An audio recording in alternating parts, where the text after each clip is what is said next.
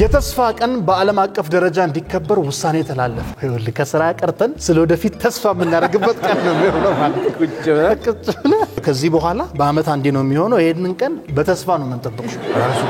ራሱን ቀን ምን አርፍበት ቀን እሑድና ቅዳሜ ላይ እንዳይሆን ራሱ ተስፋ እናደርጋለን። ተስፋ ቀን ላይ ሆነ። እንግዲህ በዚህ ውሳኔ ላይ አሜሪካ ሐሳቡን ተቃውማለች። አረ ድምጽ አልሰጠችም። ሊደርሱብኝ ነው ብላችሁ ብዙ ተስፋ አታርጉ። እኛ እኮ ተስፋችን አሜሪካ ላይ መድረስ እንደ ሀገር ስትል አልፈልግም። እኔ ልከራከር ነበር እንዴ ማን ሊሉ ነው ዝል ላስቴ ሞላው ቲቪ ነው ያዘኝ። እውነት ነው ስታስበው እውነት ነው። ታውቃለህ ብዙ ኢትዮጵያውያኖች ዲያስፖራ አጎቶቻችን ጋር እንደውለው ወደ አሜሪካ ነው ለተስፋ ነው። ለዛ ነው ጥያቄው ምን አለ አዲስ ነገር አጎቴ ድርቆሽ ይደገም አጎቴ።